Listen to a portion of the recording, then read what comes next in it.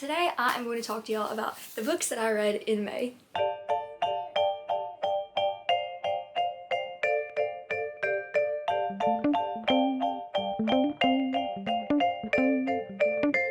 Hey y'all, my name is Mac and welcome back to my channel. If you're new here, my name is Mac. I am an upcoming college sophomore who loves all things bookish, sorority life, lifestyle. I love to vlog. I work in social media content creation and I love just pretty much every girly, hyper feminine pop culture thing on the planet. And today I am going to talk to y'all about the books that I read in May. I took a pretty big reading break from, I'll say, midway into my senior year through my first year of college. Just stress and life things came up. Did not read a ton as much as I normally would in that window. But over the summer, after my freshman year, I've started getting back into books like never before. And so I really just wanted to talk about some of my stats and some of the things that I read this month. I will insert a little screen record here. Of what I'm looking at. So I'm pulling up my Storygraph and I'm just going to go over some of my little stats from the month so far. In the month of May, I read 7 books. Oh dang, 2,498 pages, so almost 2,500 pages exactly. And the mood of most of my reading this month was, I'll say that's about a third of the books that I read were in the mood of emotional, with some of the other larger categories being lighthearted, hopeful, and funny, because I did read a lot of young adult kind of coming of age books this month, I suppose. So that explains that. And on screen, I'll put my screen recording over here so I can see my genres.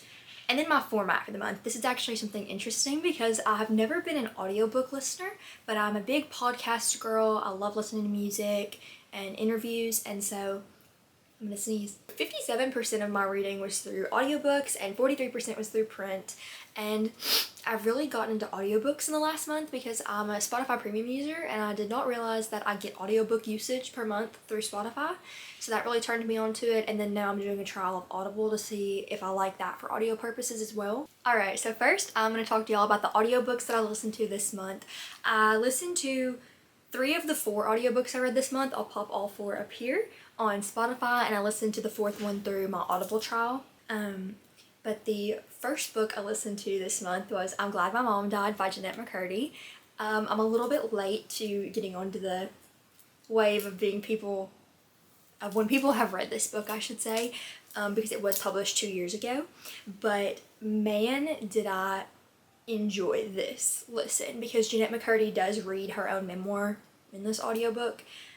It was 6 hours and 25 minutes and I gave it a 4.5 out of 5 stars. So I really enjoyed the pacing of this book, and I found that there was a certain level of emotional intimacy there because you're listening to a story about somebody's coming of age experience in an extremely abusive and hostile environment, but it's a different thing to hear the inflection and to feel almost as if you're in a conversational setting where somebody is sitting across from a table at you and telling you about their upbringing experience. So I really feel props to Jennette McCurdy for having the emotional wherewithal to narrate and read her own story in such a public way. I think the only thing that kept it from being a 5 out of 5 star read for me was that personally, by the time we hit things towards the end, I felt like some of the pacing was not as precise and just as, what's the word? It didn't captivate me, that's the word. It wasn't as captivating and just clean, and like I felt like the pacing took a shift in that last third section of the book. Not that I didn't enjoy it, and obviously however Jennette McCurdy felt she should tell her story and publish it is up to her, and I completely respect that. Just as a listener for the audio version, I did feel a bit of a shift in that last third half. So the second audiobook that I listened to this month was Red, White, and Royal Blue by McQuiston, picture over here, and I gave it a 5 out of 5 stars. So I really enjoyed the dichotomy of the characters in this book beyond anything. At first I had a hard time getting into the narrator's voice throughout the audiobook, but I really eventually kind of fell into it and really put myself in that imaginative place to see these characters. And I think it helps that I listened to this book in a post Red, White, and Royal Blue film universe, so I have that mental image of what they look like, and so I think that definitely supplemented a lot of the initial disconnect that I felt with the narrator of this audiobook. I just really enjoyed the characters here. I feel like, yes, there was definitely a great foundation with the plot, different elements of their involvement with the media, but I just feel like the characters carry the heart of this book, truly. And I have not watched the movie yet, excuse me, but I have seen a lot of clips, so I basically feel like I have. So I'm going to at some point, especially now that there's a sequel coming out. But I just really enjoyed this read. It was very heart-wrenching and just engaging, and I'm not always the biggest fan of the email or alternative media element in books, but in this case I really felt like the aspect of emails between Alex and Henry was very fundamental to their relationship, because they are both these political figures of interest in the point that they can't always see each other, and I really felt like this element made sense in their specific case. Alright, the next audiobook I listened to is Carrie, Soto is Back by Taylor Jenkins Reid, and I gave this book I didn't fill out a star ranking for this. That is wild. Okay. Well, I rated this book I'm trying to think about this on the fly here. I'm probably waffling between a 4.5 out of 5 stars or a 5 star. Listening to the audiobook here, I loved listening to this book. I felt so enraptured by Carrie's desire to be the best and this competitive mindset that she had, because I feel like we don't often in fiction see a heroine that is so gritty and competitive and is so openly flawed in a way that Carrie Soto was. And also, I have read every other book in the Taylor Jenkins Reid universe here, the Holy Trinity, or not even Trinity, quadruplet, I don't know. I'm not always the biggest fan of strong female protagonists who don't need a man and who are very independent and confident in themselves without a partnership of a romantic variety. I'm not always the most big fan of how they sometimes feel pressured to end up in a relationship by the end of the story. I think that plenty of strong female characters can start alone and go through this journey of self-discovery without having to end up in a relationship as a result. Not the case here. I love Carrie and Beau. I feel like they complement each other very well. Probably one of my favorite romances and partnerships depicted in a Taylor Jenkins Reid novel. I really enjoyed this listen, and yeah, I didn't officially give it a ranking. I guess I'm probably gonna sit with 5 stars for this one because Taylor Jenkins Reid is amazing. Alright, the last audiobook I listened to this month, I listened to through Audible, and it was She Drives Me Crazy by Kelly Quindlen, narrated by Piper Goodeve. This is where my ratings kind of take a nosedive for the month. I gave this book 3.75 stars. Which, that is not that bad of a ranking, honestly, but I went into this audiobook, I just finished reading The Gray Shear by Kim Liggett, and I really wanted something a little bit more lighthearted because that book was kind of violent and mentally challenging, a mentally challenging read in some ways. So I wanted something a little bit lighter, but fluffy little high school romance. Looking back, I would probably give this lower than 3.75 stars. I would probably just give this 3 stars.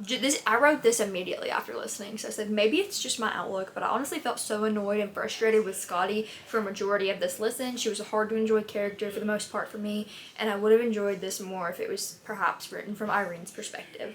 I found Scotty as a character to be so immensely frustrating. I understood the aspects of the story that she's struggling to get over an ex, she's having a hard time moving on from Tally. I found Scotty infuriating. If anybody else in the comments has listened to or read this book, please let me know if you felt the same, because I read some reviews and I think a lot of people also took away that the angst and the lingering on your ex was just overdone in this book. I couldn't even properly feel super happy for Scotty and Irene in the end of this, because I felt so like, is she really over Tally? Because it's so hammered on throughout pretty much every scene in the entire book. Scotty could go to the car wash and be like, oh my gosh, pink soap. Pink was Tally's favorite color. Which is so frustrating. I honestly just really wish that this story could have been told from Irene's perspective, because I feel like Irene was the most mature and developed character here, apart from Danielle, bless her. I really almost wish this story was from her perspective and her struggles, because I found them a lot more compelling than Scotty just not being able to get over her ex. So I'm gonna say that I'm changing this midway through the video. I'm gonna say that I would give this a 3-star. Now we are gonna get into the physical books that I read this month. The first book I read this month was Heartstopper Volume 5 by Alice Oseman. Heartstopper never misses for me, sorry, but this is also a 5 out of 5 stars. I keep going out of order talking about things. This book, I love Heartstopper as an entity, as an IP so much, and it's one of the very rare book to screen adaptations that I feel like fully does the original IP justice. I love Heartstopper. I started this earlier in the year after its release, and I just fell into a college reading slump and did not read it, and so I just kind of wanted to get the ball rolling on some more physical books. And honestly, I think we talk a lot about the lovableness of Alice Oseman's writing style, and I think sometimes we don't give as much credit just to how clean and artistic her art style truly is.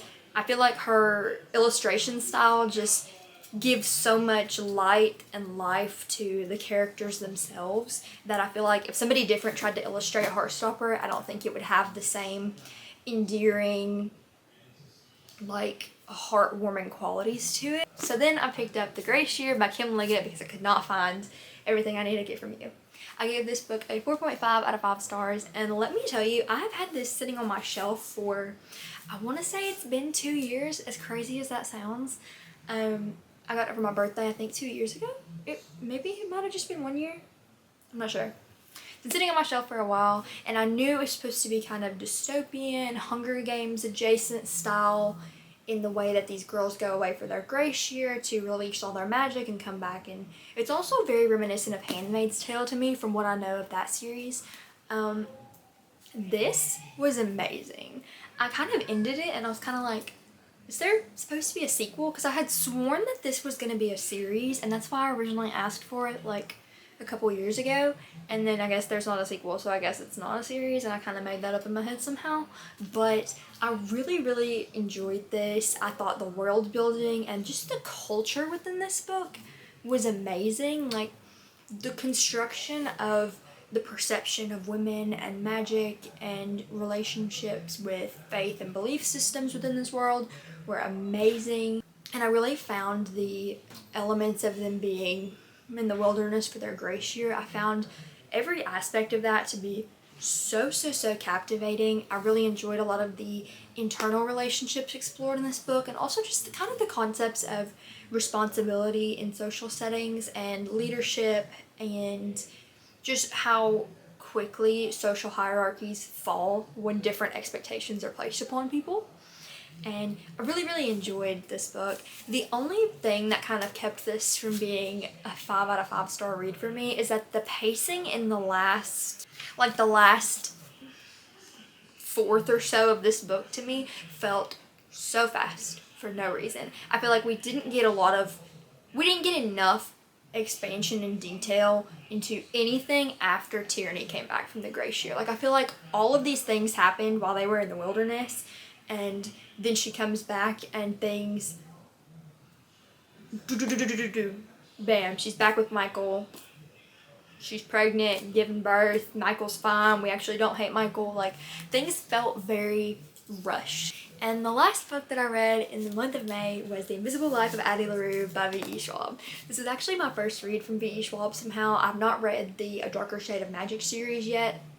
I don't know how that's possible, but I really enjoyed this book. I gave it a 4.5 out of 5 stars. So V.E. Schwab's writing style is something that I feel like I'm now going to get addicted to. I love the just aspects of gentleness and the way that things are woven together there are certain books that you read and you're like, okay, I can imagine this in my head. I imagine the character looks like this scene looks like this. I feel like in this instance, she could not have painted a crisper picture of any of the character dynamics, the world building, the aspects of Addie's history. Like, I feel like she basically like laid out a perfect painting of words and was just like, here you go. And I think it just also had a really interesting narrative about the impact of being remembered, because contrary to what I've seen in some reviews, I think a lot of people do not think about the impact of being remembered in some sense.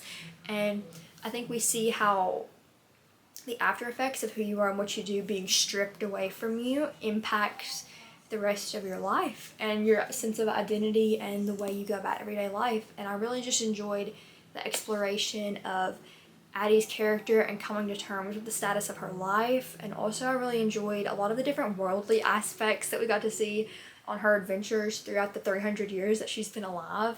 The only thing is that kept this book from being a 5 out of 5 stars for me, because for me to make a book 5 out of 5 stars, I feel like it has to be pretty seamlessly perfect in my brain, which is hard. I felt a bit at the beginning that things could have been a bit more flushed out. Like, maybe it was just the speed and number of sittings in which I read this. I felt a bit like her decision to pray to the dark gods was a bit abrupt. Maybe it's something I need to go back and reread, but that's just kind of how I took it away. And also, I'm gonna find it and pop it on the screen here. There's a part where she's talking to Henry where, and this is definitely just a thing that grossed me out. There's a part where she's speaking to Henry and she says a line that I believe was like, life is not as long as you think, or something. It was something along the lines of that. Again, I'll pop it up here. It made me cringe whole body. My camera cut me off because I ran out of space on my SD card, so I'm not really sure where it cut me off talking about Addie Larue, but I overall really enjoyed this book. And thank y'all so much for watching, and if you made it all the way to the end of the video, please comment a book recommendation for me. I hope you guys enjoyed watching. Please look out for more bookish content to come. I think soon I'm gonna try to do a 24-hour reading challenge maybe for the beginning of June. So yeah, if you enjoyed the video, please like, comment, and subscribe, and turn on the notification bell. That way you get notified every single time I post a new video. Bye!